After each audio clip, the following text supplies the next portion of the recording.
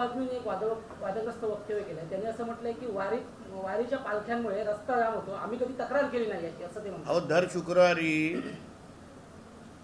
जे gas cylinder वरती येतात त्याबद्दल मग जे आम्ही वारंवार बोलतोय त्यावर मग हा अब्बू आझमी सारखे कार्टे कधीच काय बोलताना आपल्याला दिसले नाही.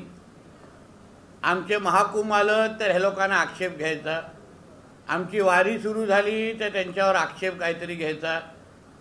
आणि वारी त्या वर्षभरामध्ये सुरू होत चालू राहत नाही. पण तुमची दर शुक्रवारी जे गॅस सिलेंडरचे जे प्रश्न मुंबईकरांच्या समोर असतात, रस्त्यावर गॅस सिलेंडर जे उभे राहतात वरती येतात, त्यावर अब्बू आझमींनी पण जरा आपला थोबाड उघडावा ना. आमच्या प्रत्येक हिंदू सणांवर संस्कृतीवर तुम्हाला बोट उचलण्याची जी हिंमत जे आमच्याच हिंदू राष्ट्रामध्ये बसून जे अब्बू आझमी सारखे जे कार्टे जे करतायत ना, ते काय आम्ही इथे खपून देण्याचं काय कारण नाही. हिंदू मुसलमान करायचं आणि स्वतःचे सगळं राजकारण करत बसायचं हे घाणेरडी वृत्ती आहे. आणि म्हणून तुम्ही आमच्या हिंदू सणांवर आमच्या हिंदू संस्कृतीवर बोलण्याच्या अगोदर मग आम्ही उद्या हज यात्राबद्दल प्रश्नचिन्ह निर्माण केलं तर चालेल का?